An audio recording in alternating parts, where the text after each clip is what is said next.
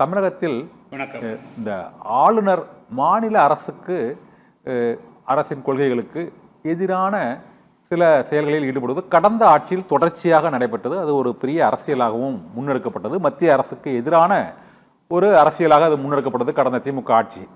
இப்போது ஆட்சி மாறி இருக்கிறது. ஆளுநர் இப்போதும் இந்த தமிழ்த்தாய் வாழ்த்து பாடலை மனோன்மணியம் சுந்தரனார் பல்கலைக்கழகத்தில் நீராடம் கடல் கொடுத்த பாடலை இயற்றிய மனோன்மணியம் சுந்தரனார் பெயரை தாங்கிய அதே பல்கலைக்கழகத்தில் அந்த தமிழ்த்தாய் வாழ்த்து மூன்றாவதாகத்தான் பாடப்பட்டது.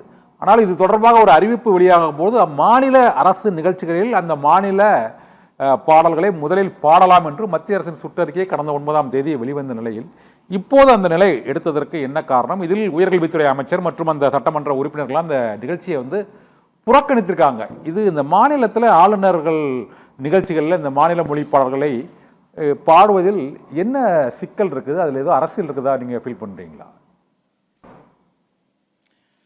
வணக்கங்க. வணக்கம்.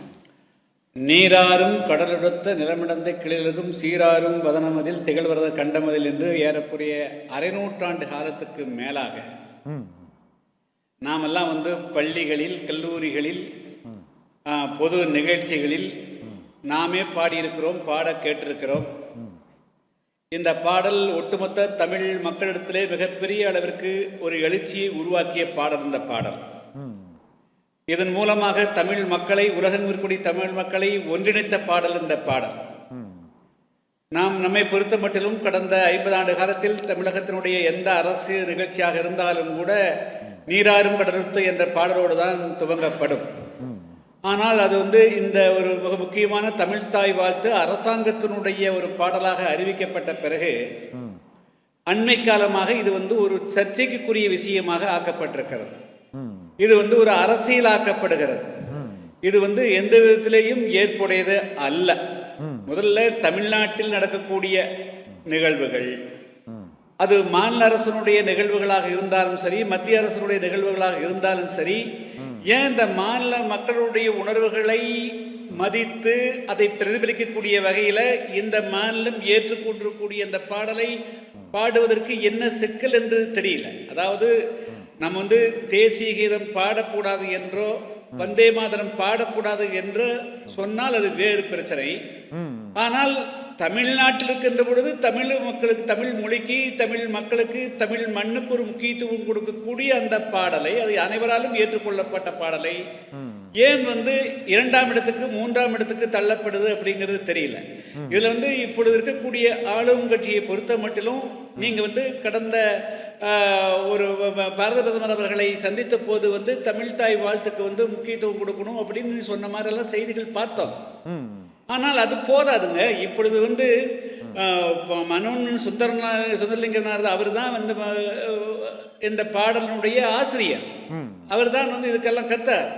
அவருடைய பெயரில் அமைந்திருக்கக்கூடிய மனோன்மணியம் சுந்தரலான் பல்கலைக்கழகத்திலேயே அந்த பாடல் பாட முடியாத போது, அது முதல் முக்கியத்துவம் இல்லாத போது இது எந்த விதத்தில் சரியாக இருக்க முடியும்? எனவே மாநில அரசனுடைய, அது காவல்துறை அதிகாரியாக இருந்தாலும், சட்டமன்ற உறுப்பினர்களாக இருந்தாலும் சரி, அமைச்சர்களாக இருந்தாலும் சரி, நீங்க புறக்கணிச்சா போதாதுங்க. அதை பாட வைக்கிறதுக்கு என்ன வழி, அதைத்தான் நீங்க சொல்லணும், அதைத்தான் செய்யணுமே தவிர சாதாரணமான பிரஜையை போலவே நீங்களும் புறக்கணிக்கிறது எந்த விதத்திலும் சரியானதல்ல. நீங்க அரசு, அதாவது நீங்க மத்திய அரசுக்கு பயப்பட வேண்டிய அவசியம் இல்லை. இதை எடுத்துட்டு போய் நீங்க ஆணித்தரமா இதன் பின்னாடி நீங்க இது சரியா செஞ்சா தமிழ்நாட்டு மக்கள் உங்க பின்னாடி நிற்பாங்க. ஆனா அதுக்கு உண்டான தைரியம் இருக்கிற மாதிரி தெரியலையே.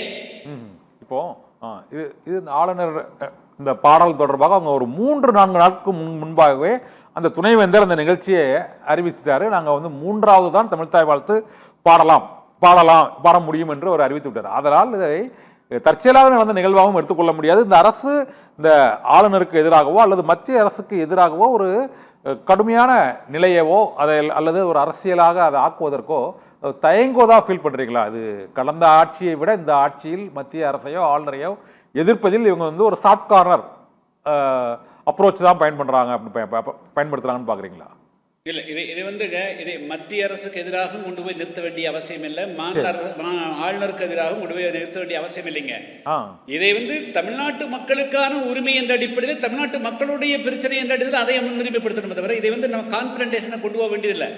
நானும் கூட இவங்க தமிழ்நாட்டு நலனை, தமிழ்நாட்டுடைய உரிமையை எடுக்கிறதுக்கு பலா இவங்க உள்ளூர ஒரு அச்சம் வருதோ நினைக்கிறேன். தமிழ்நாடு தமிழ்தாய் வாழ்த்துவதற்கு முன்னுரிமை கொடுக்க வேண்டும் என்று சொன்னால் ஆளுநர் பகைத்துக் கொள்வாரோ அல்லது மத்திய அரசு உடைய கோபத்துக்கு ஆளாக இருக்க வேண்டும் என்று இவர்கள் உள்ளூர் அச்சப்படுவதாக தெரிகிறது. இவங்க இது வலுவா போய் மீண்டும் போய் மத்திய அரசு இடத்துல இது தமிழ்நாட்டு மக்களுடைய ஒட்டுமொத்தமான மனநிலை அப்படிங்கறத இவங்க வலியுறுத்தணும். அதை விட்டுட்டு இவங்களும் ஒப்புக்கு எதிர்ப்பு தெரிவிக்கிறது எந்த விதத்திலும் சரியில்லை. இது அப்ப நீங்க என்னமோ ஒரு உள்ளூர் ஒரு அரசியல் இருக்கிற மாதிரியும், அப்ப தமிழ்நாட்டு மக்களுடைய உணர்வுகளை புரிந்து கொள்ளாமல் நீங்க பாம்பும் சாகணும் தடியும் உடையக்கூடாதுன்னு இது எப்படி நடக்க முடியும்? ஆனால் நீங்க ஏதாவது ஒரு நல்ல முடிவெடுக்கணும்னு சொன்னா தமிழ்தாய் வாழ்த்து தமிழ்நாட்டு மக்களுடைய உணர்வுகளை பிரதிபலிக்கக்கூடிய வகையில் நாங்கள் தமிழ்நாட்டு மக்களோடு நிற்போம்னா, உறுதியாக நிற்போம்னா நீங்கள் அதுக்குண்டான அடுத்த நடவடிக்கை போகணும். அதை விட்டு போட்டு நீங்கள் நாங்கள் புறக்கணிப்போம், நாங்கள் எத்தனை இடத்துல புறக்கணிக்க முடியும்? ஒவ்வொரு பல்கலைக்கழகத்தில் நீங்கள் புறக்கணிச்சிருந்தா அது எப்படி சரியாக இருக்க முடியும்? அதனால் இதுக்கு தீர்வு காண்றதுக்குண்டான வழியை இந்த அரசு கையாளணும்.